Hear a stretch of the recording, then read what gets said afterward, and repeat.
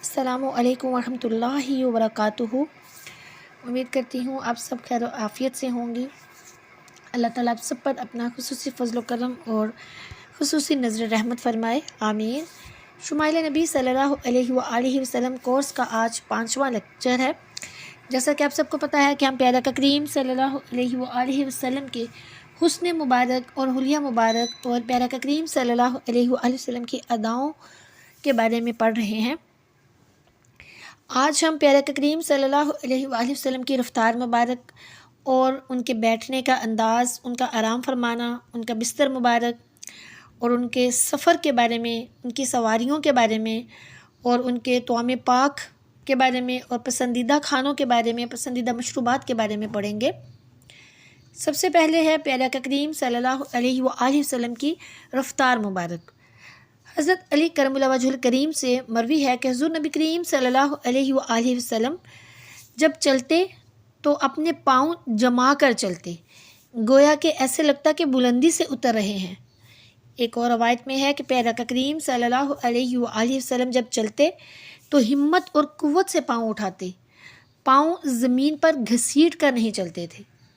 چلنے میں تیزی اور قوت کے لحاظ سے ایسا معلوم ہوتا تھا گویا ڈھلوان جگہ پر چل رہے ہوں۔ اسی ضمن میں حضرت ابو ہریرہ رضی اللہ تعالیٰ عنہ فرماتے ہیں کہ میں نے پیارا کریم صلی اللہ علیہ وآلہ وسلم سے زیادہ تیز رفتار کوئی نہیں دیکھا۔ زمین گویا آپ صلی اللہ علیہ وآلہ وسلم کے لیے لپٹ جاتی تھی۔ ہم لوگ آپ صلی اللہ علیہ وآلہ وسلم کے ساتھ چلنے میں مشقت محسوس کرتے تھے، جبکہ رسول کریم صلی اللہ علیہ وآلہ وسلم اپنی معمول کی رفتار سے چلتے تھے۔ سبحان اللہ۔ پھر ہے پیارا کریم صلی اللہ علیہ وآلہ وسلم کے بیٹھنے کا مبارک انداز۔ حضرت ابو سعید خدری رضی اللہ تعالیٰ عنہ سے مروی ہے کہ نبی کریم صلی اللہ علیہ وآلہ وسلم کی مجلس میں، جب نبی کریم صلی اللہ علیہ وآلہ وسلم مجلس میں تشریف فرما ہوتے تو دونوں گھٹنے کھڑے کر کے ان کے جوڑتے ہوئے ان کے گرد ہاتھوں کا حلقہ بنا کر بیٹھتے۔ پھر کبھی ایسا بھی ہوتا تھا کہ پیارا کریم صلی اللہ علیہ وآلہ وسلم تکیے کا سہارا لے کر بیٹھتے تھے، اور آپ صلی اللہ علیہ وآلہ وسلم کے اس انداز میں کسی قسم کا کوئی تکلف نہیں ہوتا تھا۔ نبی کریم صلی اللہ علیہ وآلہ وسلم کا چھینک لینا، پیارا کریم صلی اللہ علیہ وآلہ وسلم کو جب چھینک آتی تو آپ صلی اللہ علیہ وآلہ وسلم اپنا منہ مبارک ہاتھ سے یا کپڑے سے ڈھانپ لیتے اور آواز کو پست رکھتے۔ اور اسی چیز کا ہمارے لیے بھی حکم ہے کہ ہم جب بھی چھینک لیں تو کپڑے یا ہاتھ سے اپنا جو منہ ہے اس کو ڈھانپ لیں اور اپنی آواز کو بھی پست رکھیں۔ یہ ساری کی ساری جو باتیں ہیں پیارا کریم صلی اللہ علیہ وآلہ وسلم کی، یہ ان کی سنتیں بھی ہیں، یہ ان کی ادائیں بھی ہیں اور ان کی سنتیں بھی ہیں۔ یہ سب پڑھنے کے بعد آپ کو ان سب پر عمل کرنے کی بھی کوشش کرنی ہے کہ پیارا کریم صلی اللہ علیہ وآلہ وسلم جو بھی ان کی سنتیں ہیں، جو وہ کام کرتے تھے، ہم نے بھی ان کی پیروی کرنی ہے ممکن حد تک۔ جہاں تک ہو سکے ہم بھی کوشش کریں کہ ہم بھی اسی طرح عمل کرنے کی کوشش کریں۔ ایک اور روایت میں حضرت ابو ہریرہ رضی اللہ تعالیٰ عنہ بیان کرتے ہیں کہ نبی کریم صلی اللہ علیہ وآلہ وسلم مسجد میں زور سے چھینک لینے کو ناپسند فرماتے تھے۔ ایک اور روایت ہے کہ پیارا کریم صلی اللہ علیہ وآلہ وسلم نے کبھی جمائی نہیں لی تھی، بلکہ جمائی لینے پر ناپسندیدگی کا اظہار فرمایا۔ لیکن اگر ہم دیکھیں کہ جب ہم لوگ جمائی لیتے ہیں تو پورے کا پورا منہ کھول کے جمائی لیتے ہیں اور ہمیں بالکل بھی خیال نہیں ہوتا کہ ہم کیا کر رہے ہیں، اور اتنی اونچی آواز بھی ساتھ نکالتے ہیں اور ساتھ پورے کا پورا منہ کھول کے جمائی لیتے ہیں، جو کہ ناپسندیدہ فعل ہے۔ پھر آگے ہے حضور نبی کریم صلی اللہ علیہ وآلہ وسلم کا آرام فرمانا۔ نبی کریم صلی اللہ علیہ وآلہ وسلم سب سے بلند اور سب سے عظیم انسان ہیں، لیکن اس مقام اور رتبے پر جلوہ افروز ہونے کے باوجود آپ صلی اللہ علیہ وآلہ وسلم ایک چٹائی پر اس طرح فرماتے کہ جس پر کوئی اور دوسرا کپڑا نہ بچھا ہوتا۔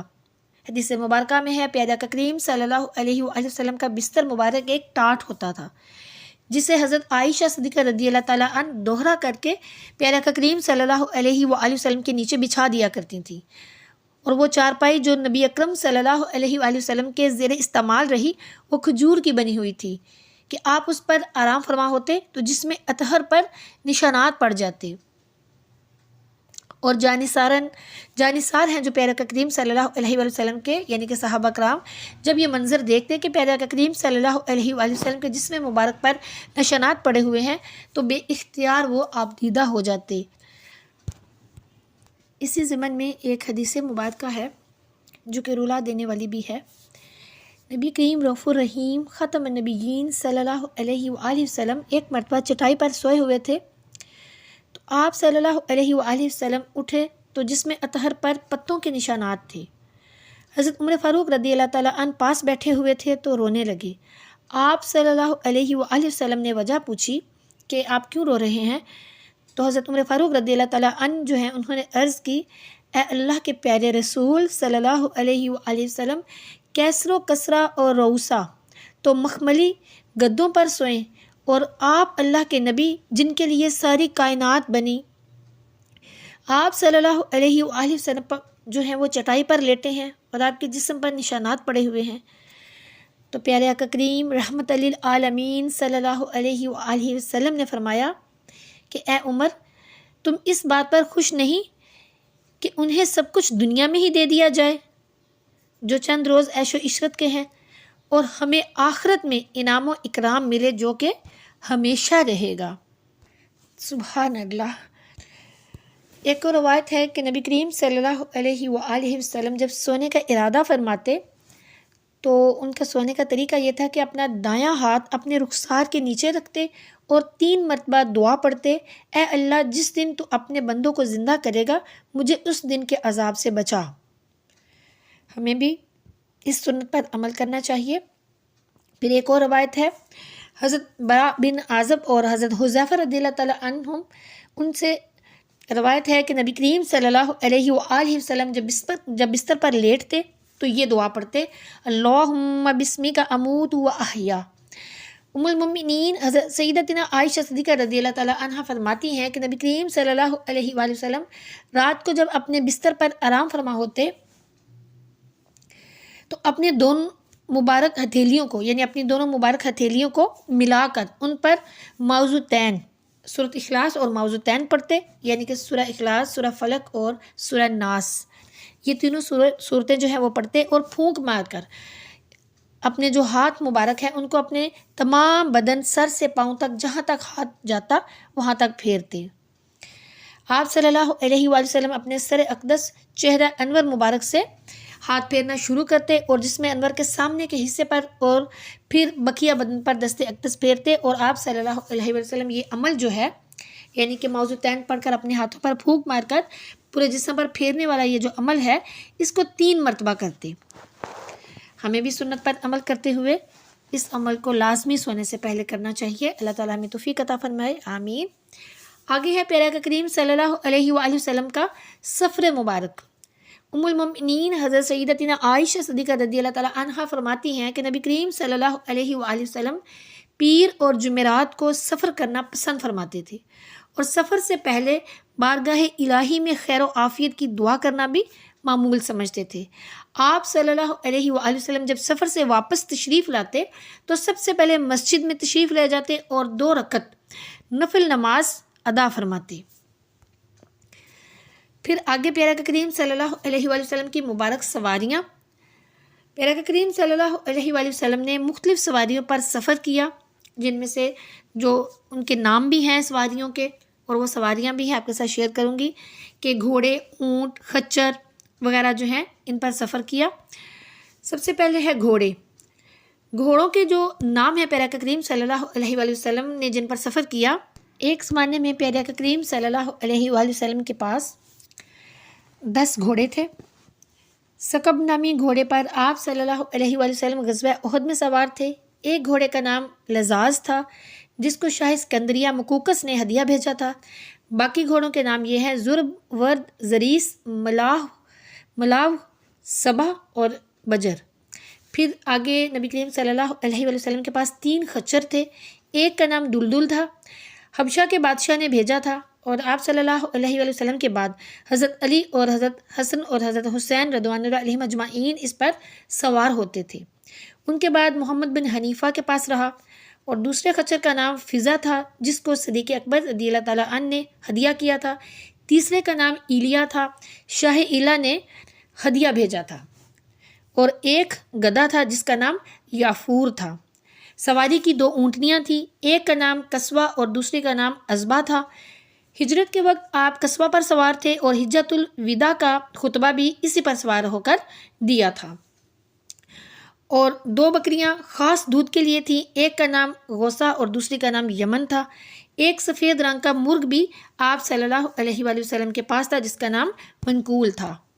اور جو عزبہ اونٹنی ہے وہ اونٹنی تھی جس نے نبی کریم صلی اللہ علیہ وآلہ وسلم کے وصال کے بعد کچھ بھی نہ کھایا اور نہ پیا حتیٰ کہ وہ وفات پا گئی۔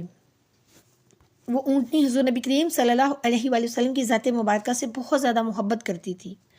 نبی کریم صلی اللہ علیہ وآلہ وسلم کے پاس جو خچر تھے ان کے بارے میں اہل تاریخ نے کہا ہے کہ 4 بھی تھے، اور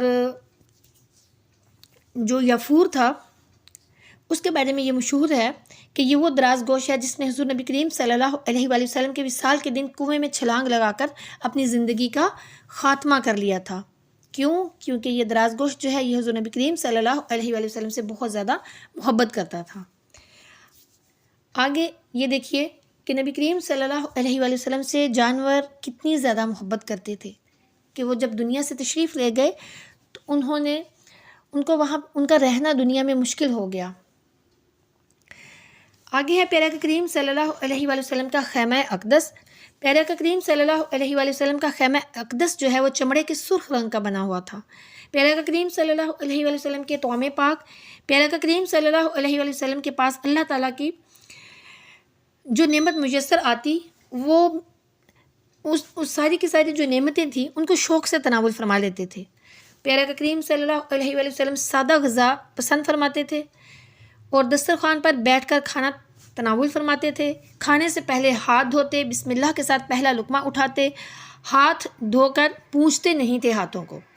پیارے کریم صلی اللہ علیہ وآلہ وسلم کا معمول تھا کہ آپ صلی اللہ علیہ وآلہ وسلم دائیں ہاتھ سے کھانا کھاتے تھے، کبھی پیٹ بھر کر کھانا نہیں کھاتے تھے، کھانے کی کسی بھی چیز میں عیب نہیں نکالتے تھے اور اللہ کی کسی نعمت کو ناپسندیدگی کی نظر سے بھی نہیں دیکھتے تھے۔ آپ صلی اللہ علیہ وآلہ وسلم نے صحابہ کرام کو بھی شریک طعام کر لیتے اور اللہ کی نعمتوں کا شکر ادا کرتے، یعنی کہ کھانے میں صحابہ کرام کو بھی اپنے ساتھ کھانے میں شریک کرتے۔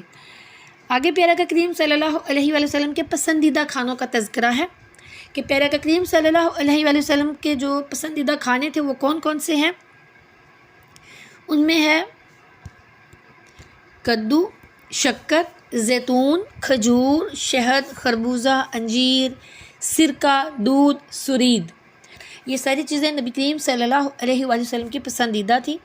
نبی کریم صلی اللہ علیہ وآلہ وسلم کو اکثر جو کی روٹی بھی بہت پسند تھی، اور سالن میں پیارے کریم صلی اللہ علیہ وآلہ وسلم کو سرکہ جو ہے وہ سب سے زیادہ مرغوب تھا۔ آپ صلی اللہ علیہ وآلہ وسلم شہد بھی بہت پسند فرماتے تھے۔ مختلف سبزیوں کے علاوہ گوشت، سرکہ، زیتون کا سالن اور مختلف اقسام کے پھل بھی آپ صلی اللہ علیہ وآلہ وسلم کو بہت پسند تھے۔ پھر اس کے علاوہ سرید، گوشت کے شوربے میں روٹی کے ٹکڑے ڈال کر اور ان کو اچھی طرح گلا کر تیار کیا ہوا جو کھانا تھا وہ بھی بہت پسند تھا، اور وہ سرید کہلاتا تھا۔ یعنی کہ سرید کیا ہے کہ گوشت کے شوربے میں روٹی کے ٹکڑے ڈال کر ان کو اچھی طرح گلا لیا جاتا ہے اور بالکل مکس ہو جاتے ہیں، نرم ہو جاتے ہیں، تو اس کھانے کو سرید کہتے ہیں۔ تو یہ پیارے کریم صلی اللہ علیہ وآلہ وسلم کو بہت پسند تھا۔ پیارے کریم صلی اللہ علیہ وآلہ وسلم کو کھجوروں میں اجوا کھجور سب سے زیادہ پسند تھی، اور پھلوں میں انگور اور خربوزہ بہت پسند تھا۔ کھیرا اور تربی بہت پسند تھی۔ سبحان اللہ۔ آگے پیارے کریم صلی اللہ علیہ وآلہ وسلم کے پسندیدہ مشروبات کا تذکرہ ہے کہ پیارے کریم صلی اللہ علیہ وآلہ وسلم کو ٹھنڈا میٹھا پانی بہت پسند تھا۔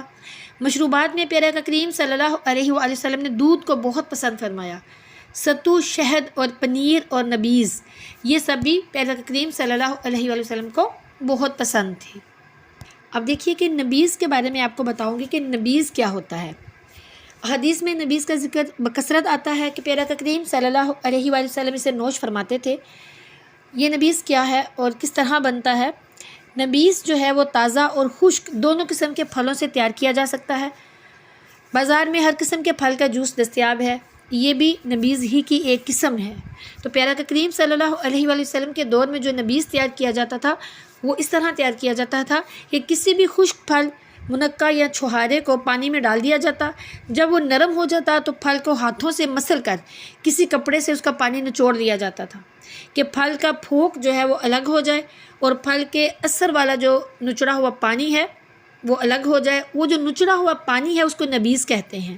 یہ بہت ذائقے دار اور مقوی ہوتا ہے، اس کو پینے میں کوئی حرج نہیں ہے، لیکن اس پر کچھ شرائط ہیں جس پر عمل کرنا چاہیے۔ وہ یہ ہے کہ اس میں نشہ پیدا نہیں ہونا چاہیے، اس کی علامت یہ ہے کہ اس میں جھاگ پیدا نہیں ہوگی۔ جب جھاگ پیدا ہو جائے یا ذائقے میں ترشی محسوس ہونے لگے تو ایسے حالات میں اس کو پینا درست نہیں ہوگا۔ اس کی پینے کی جو درست دن ہے وہ یہ ہیں کہ آپ اس کو گرمیوں میں 1 دن اور سردیوں میں 3 دن تک پینے کی اجازت ہوگی آپ کو۔ اس کے علاوہ آپ نہیں پئیں گے، کیونکہ اگر یہ زیادہ دیر پڑا رہے گا تو پھر اس میں نشہ پیدا ہونے کی چانسز زیادہ ہیں، تو جب وہ نشہ ہو جائے گا تو پھر یہ منع ہو جائے گا۔ اللہ عز و جل ہمیں پیارا کا کریم صلی اللہ علیہ وآلہ وسلم کی مبارک اور پیاری پیاری سنتوں پر عمل کرنے کی توفیق عطا فرمائے۔